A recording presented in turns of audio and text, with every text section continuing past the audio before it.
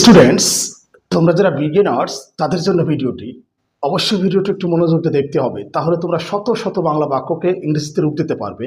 আচ্ছা দেখো, তুমি ভাগ্যবান, তুমি শক্তিশালী, তুমি মেধাবী, এভাবে আমরা বলি না?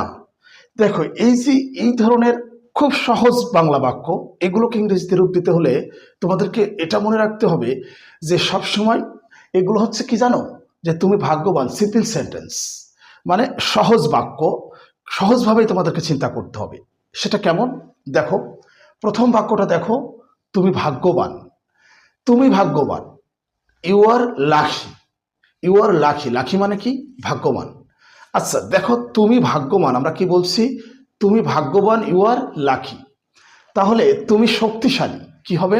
তুমি শক্তিশালী, you are strong, you are strong. তৃতীয় বাক্যটা দেখো, তুমি মেধাবী, তুমি মেধাবী, ইউ আর মেরিটেরিয়াস, ইউ আর মেরিটেরিয়াস। এভাবে ছোট ছোট বাংলা বাক্যগুলোকে তোমাদেরকে ইংরেজিতে রূপ দেওয়া শিখতে হবে। আর এভাবে যদি নিয়মিতভাবে প্র্যাকটিস করতে থাকো না, একটা সময় কিন্তু তোমরা ইংরেজিটা অনেক ভালো করবে, ইংরেজিতে অনেক ভালো করবে।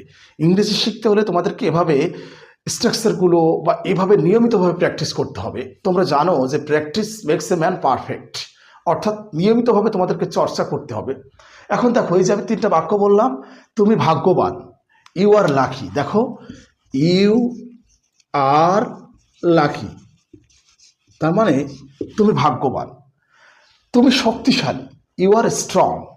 তুমি মেধাবী, ইউ আর মেরিটেরিয়াস। আমার মনে হয় বুঝতে পেরেছো। আচ্ছা, এখন আমি তোমাদেরকে দুটো বাক্য বলবো, অবশ্যই এই দুটো বাক্যের সঠিক উত্তর কি হবে কমেন্টসে জানাবে। তুমি আত্মবিশ্বাসী, তুমি ধৈর্যশীল, তুমি আত্মবিশ্বাসী। সঠিক উত্তর অবশ্যই কমেন্টস বক্সে জানাবে। আমার মনে হয় বুঝতে পেরেছো। ঠিক এভাবে তোমাদেরকে প্র্যাকটিস করতে হবে।